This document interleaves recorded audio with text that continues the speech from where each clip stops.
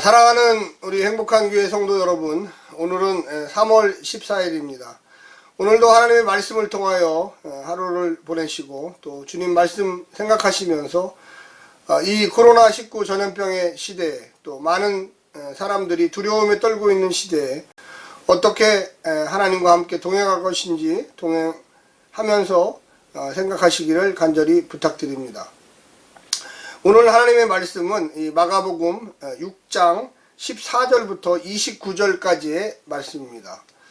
먼저 하나님의 말씀을 듣고 다시 오겠습니다. 이에 예수의 이름이 드러난지라 헤롯 왕이 듣고 가로되 이는 세례 요한이 죽은 자 가운데서 살아났도다. 그러므로 이런 능력이 그 속에서 운동하느니라 하고 어떤 이는 이가 엘리야라 하고 또 어떤 이는 이가 선지자니 옛 선지자 중에 하나와 같다 하되 헤롯은 듣고 가로되 내가 목배인 요한 그가 살아났다 하더라. 전에 헤롯이 자기가 동생 빌립의 아내 헤로디아에게 장가든 고로 이 여자를 위하여 사람을 보내어 요한을 잡아 옥에 가두었으니 이는 요한이 헤롯에게 말하되 동생의 아내를 취한 것이 옳지 않다 하였음이라. 헤로디아가 요한을 원수로 여겨 죽이고자 하였으되 하지 못한 것은 헤롯이 요한을 의롭고 거룩한 사람으로 알고 두려워하여 보호하며 또 그의 말을 들을 때에 크게 번민을 느끼면서도 달게 들음이러라.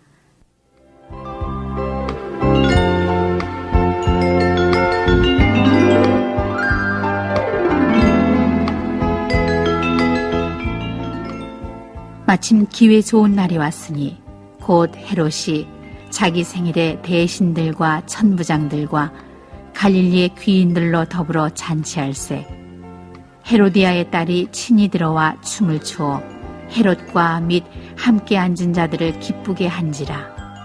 왕이 그 여아에게 이르되 무엇이든지 너 원하는 것을 내게 구하라 내가 주리라 하고 또 맹세하되 무엇이든지 네가 내게 구하면 내 나라의 절반까지라도 주리라 하거늘 저가 나가서 그 어미에게 말하되 내가 무엇을 구하리이까? 그 어미가 가로되 세례 요한의 머리를 구하라 하니 저가 곧 왕에게 급히 들어가 구하여 가로되 세례 요한의 머리를 소반에 담아 곧 내게 주기를 원하옵나이다. 한데 왕이 심히 근심하나 자기의 맹세한 것과 그 앉은 자들을 인하여 저를 거절할 수 없는지라. 왕이 곧 시위병 하나를 보내어 요한의 머리를 가져오라 명하니 그 사람이 나가 옥에서 요한을 목베어 그 머리를 소반에 담아다가 여아에게 주니 여아가 이것을 그 어미에게 주니라. 요한의 제자들이 듣고 와서 시체를 가져다가 장사하니라. 마가복음 오늘 본문은 예수님의 제자들의 파송 이야기 이후에 잠시 그 활동과 사역을 접어두고 좀 다른 이야기, 침례 요한의 죽음에 대한 이야기가 등장합니다. 성경 시대의 역사의 서술 또한 이야기의 전개는 우리가 생각하는 것처럼 시간의 그 앞과 뒤를 재면서 나아가는 것이 아니라 어느 순간에는 주제별로 바뀌는 경우가 많이 있습니다. 왜 갑자기 침례 요한의 죽음이 등장했을까? 하나님 나라 사역의 중간 부분에 침례 요한이 죽음의 원인을 이야기함으로써 앞으로 예수님이 걸어가야 할 일, 앞으로 전개되어야 될 일에 대해서 이야기하고 있습니다. 오늘 본문에 보게 되면 이 헤롯 대왕의 아들들이었던 이 헤롯 안티파스 또한 헤롯 빌립에 대해서 이야기하고 있습니다. 좀 약간 복잡한 역사적 서술이 지금 나오고 있는데요. 우리가 가만히 보게 되면 이 헤롯 안티파스가 이 헤롯 빌립의 아내였던 이 헤로디아를 다시 자신의 아내로 만드는 이 과정을 서술하고 있습니다. 뿐만 아니라 첫 번째 아내였던 파사 앨리스라고 하는 이 첫 번째 아내인 파사 앨리스는 그 나바테아라는 주변의 나라의 공주였습니다. 그래서 전략적으로 이 헤롯 안티파스하고 결혼을 했다가 이혼을 하고 되돌아갔습니다. 그리고 이후에 동생의 아내였던 헤롯 빌립의 동생, 그러니까 헤롯 빌립이 안티파스의 동생입니다. 그 아내였던 헤로디아를 강제로 결혼을 했고, 그리고 해서 그 사이에 딸이 하나 낳습니다. 이것에 대한 율법 레위기 18장에 나오는 너의 형제의 그 아내를 범하지 말라는 그 말씀에 따라서 이 율법을 어겼음을 이 침례 요한이 지적하고 있는 모습을 우리는 볼 수가 있습니다. 문제는 그렇게 되면서부터 그 시대에 의롭지 못한 행동에 대해서 침례 요한이 지적했고요. 그거를 그 당시에 권력자였던 갈릴리 지역의 통치자 헤롯 안티파스는 감옥에 가두었습니다. 마케루스라고 하는 동쪽에 있는 그 갈릴리 동쪽에 있는 예루살렘 동쪽에 있는 감옥에 그를 가두었습니다.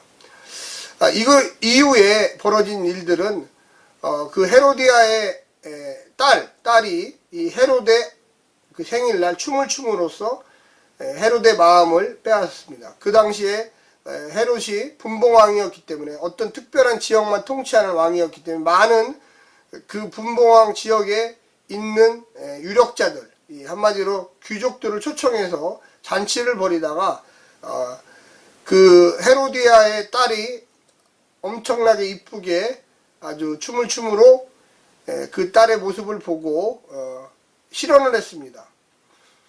너가 원하면 내가 그 어떤 것도 그 선물을 주리라. 그래서 헤로디아는 자신에게 눈에 가시였던 그 침례 요한을 죽이고자 해서 그의 머리를 소반에 담아다 이 쟁반에 담아서 나를 주십시오. 그 얘기를 자기 딸에게 했던 것입니다. 그리고 그 딸은 그대로 또 아버지 이 헤롯 안티파스에게 가서 전했고, 많은 대중 앞에서 많은 고위층들 앞에서 비웃음거리가 되지 않기 위해서 그도 마음에 꺼렸던 율법의 어김으로 고통당했던 자신의 죄를 지적했던 이 침례 요한의 머리를 담아서 주게 됩니다. 그 이야기가 사실은 예수님의 제자들의 부르는 사역과 거의 동시에 일어났거나 더 먼저 일어날 수 있었습니다. 우리는 이 본문을 통해서 알 수 있는 것은 이런 것이죠. 침례 요한의 죽음이 의로운 죽음이다. 그리고 그 죽음을 통해서 이야기하려고 했던 이 마가복음은 예수님이 앞으로 의로운 죽음, 예수님이 침례 요한이 걸어갔던 그 의로운 죽음의 길을 같이 걸어갈 것이다. 이 시대의 죄를 지적하고 이 시대는 예수에게 누명을 씌워서 그로 하여금 죽임을 당하게 될 것이다. 침례 요한은 그 요세푸스라고 하는 예수님 시대 이후에 최근의 사가를 보면 그 역사가에 의하면 그 당시에 대중을 거짓으로 선동했다고 하는 이 선동죄로 죽였다고 기록되어 있습니다. 그러나 성서는 의로운 죽음, 왕의 잘못, 이 기득권 세력의 최고 권력자의 잘못을 지적하면서 죽게 된다는 그 과정을 오늘 본문에서 서술하고 싶었던 것입니다.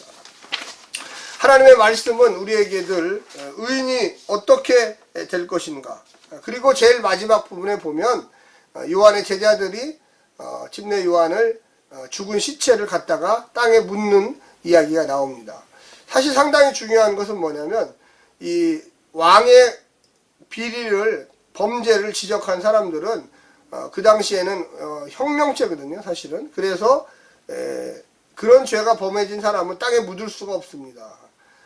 들판에 있는 야생 동물에게 먹이로 내어주는데 상당히 찔리는 행동을 했던 이 헤롯 안티파스는 자기가 죽였지만 침례 요한이 선지자의 역할을 하다가 죽었다는 걸 알고 있기 때문에 죽인 이후에는 땅에 묻을 수 있는 것을 허락했습니다. 예수님도 역시 마찬가지로 그 당시에 율법을 어긴 죄로 죽었지만 그것이 사실이 아님을 알기 때문에 아리마대 요셉이라고 하는 사람의 무덤에 묻혔습니다.